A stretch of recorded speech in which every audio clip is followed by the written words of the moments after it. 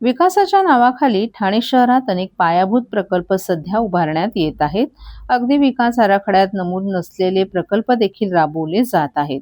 सर्वसामान्य नागरिकांना विश्वासात न घेता ही सर्व कामं केली जात असून कायद्याच्या दृष्टीने हे योग्य आहे की अयोग्य हा महत्त्वाचा मुद्दा आहे.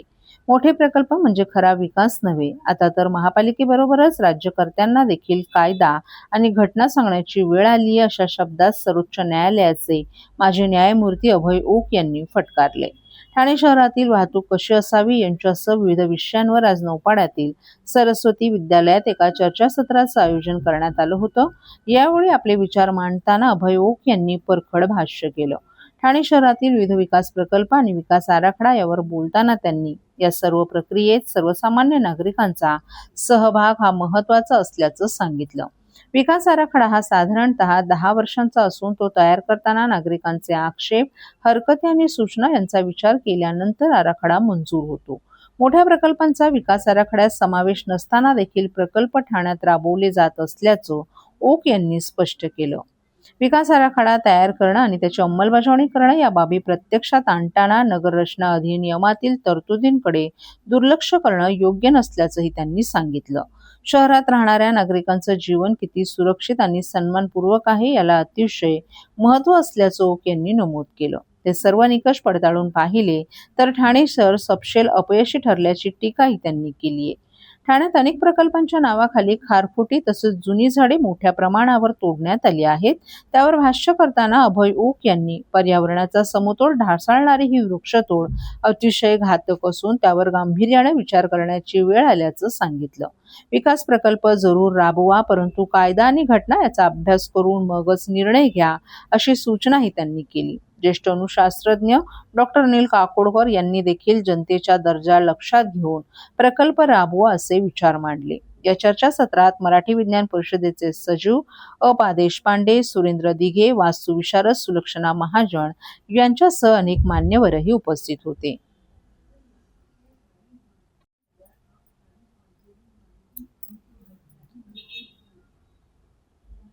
खड्ड्यांमुळे मृत्यूची मालिका सुरूच. शहापूरमध्ये मुंबई नाशिक महामार्गावर भीषण अपघात. शहापूरमधून एक अत्यंत दुर्दैवी बातमी समोर आली आहे. मुंबई नाशिक महामार्गावरील भारंगी नदीच्या पुलावर सकाळी झालेल्या अपघातात ठाणे महापालिका अग्निशामक दलातील एका जवानाचा मृत्यू झालाय. रस्त्यावरील खड्ड्यात दुचाकी आदळल्यानं हा अपघात झाल्याची प्राथमिक माहिती समोर आली आहे.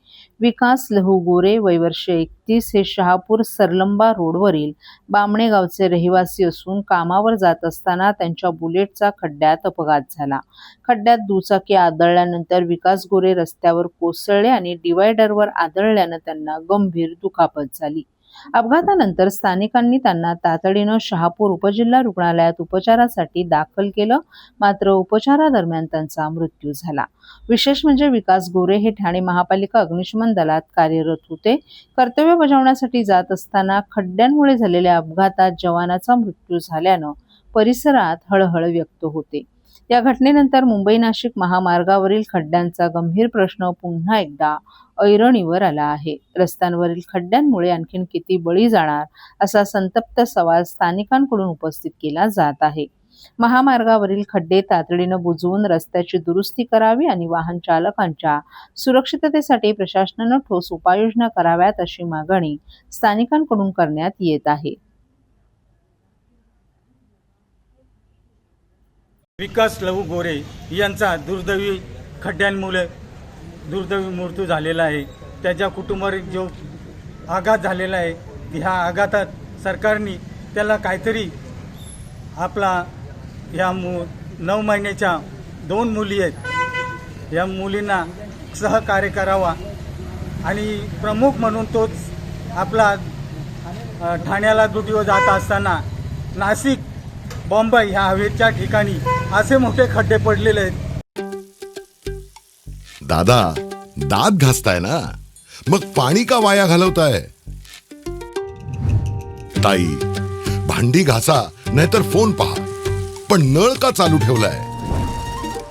अंघोळ झाली ना करून, मग शॉवर चालूच.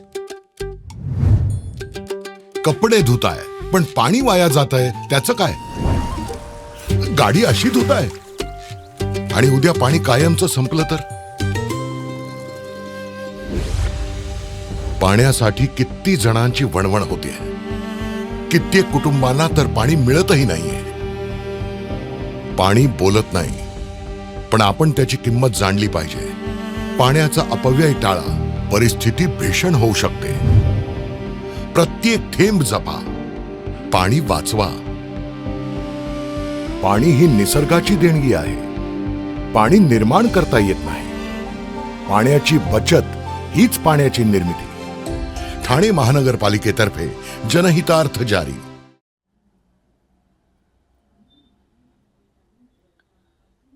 ठाण्यातील कॅसल मिल नाका परिसरातील आंबेघोसे तळावात अंदाजे 55 ते 60 वर्षीय अज्ञात महिलेचा मृतदेह आढळल्यानं परिसरात खळबळ उडालीय.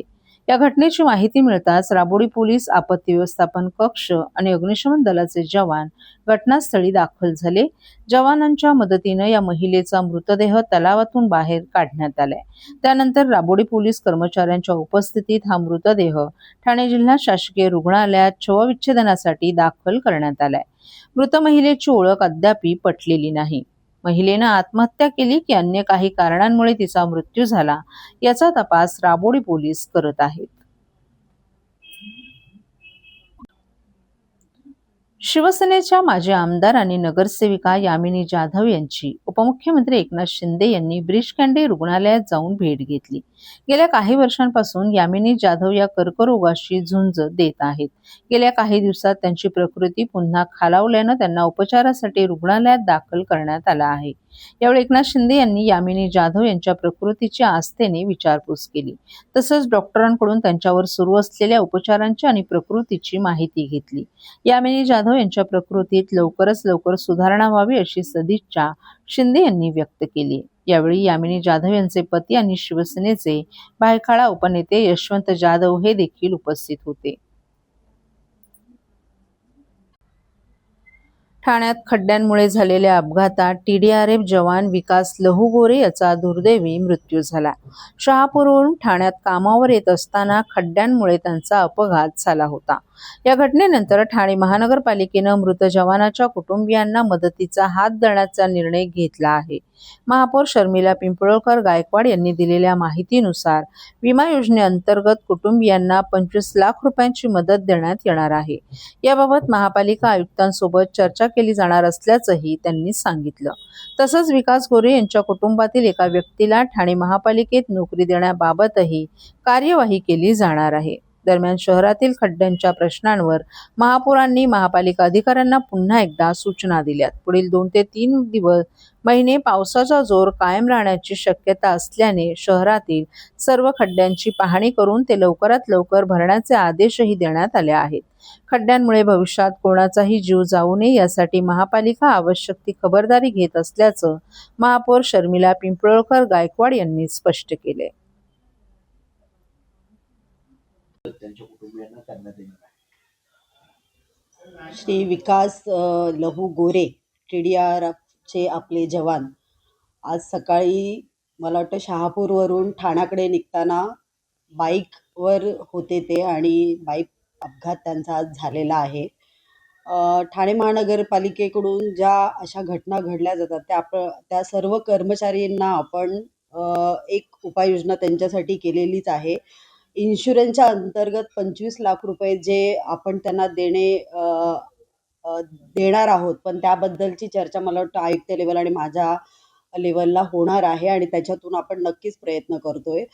पण त्याचबरोबर महापालिकेच्या आस्थापनावर असल्यामुळे जर त्यांच्या घरातील एखाद्या व्यक्तीला महापालिकेत रुजू करण्यासाठीही आपण रुजू करूनच घेतो. खूप अत्यंत दुर्दैवी मला वाटतं ही घटना घडली आहे. आज खड्ड्यांचे विषय ठाणे महानगरपालिकेच्या मध्ये होत असताना आज मी पूर्ण आदेश दिले आहेत अधिकाऱ्यांना की पुन्हा एकदा या सर्व रस्त्यांची पाहणी करून घेण्यात यावी, कारण असे या घटना पुन्हा होऊ नयेत याची काळजी ठाणे महानगरपालिका घेत आहे. नौपाडा येथील वृंदावन बँकेट हॉल येथे ठाण्यातील ज्येष्ठ तबलावादक आणि संगीत क्षेत्रात 30 वर्षांहून अधिक कालावधीत कार्यरत असलेले संतोष आकटे यांनी सुमन कल्याणपूरकर यांच्या अविस्मरणीय गाण्यांचा कार्यक्रम आयोजित केला होता. या कार्यक्रमात संगीत क्षेत्रातील अनेक मान्यवरही उपस्थित होते. दारी पाऊस पडतो, पिवळी पिवळी हळद लागली, पाखरा जा दूरदेशी, एकापेक्षा एक सरस अशी अजरामर गीतं अपर्णा हेगडे आणि वृषाली पवार यांनी लीलया सादर केली. या कार्यक्रमाच्या शेवटाला काही हिंदी गाण्यांची झलकही सादर करण्यात आली. यामध्ये किरण साळवे आणि वृषाली पवार, अपर्णा हेगडे यांनी अधिकच रंगत आणली. सभागृहातील सर्व रसिक श्रोते या कार्यक्रमादरम्यान मंत्रमुग्ध झाले होते. या कार्यक्रमात संतोष आकटे यांनी तबल्यावर समर्पक अशी साथ केली, तर हार्मोनियमवर अभय गांधी यांनी साथ केली. या कार्यक्रमाचं सूत्रसंचालन रवींद्र काळे यांनी उत्तमरित्या पार पाडलं.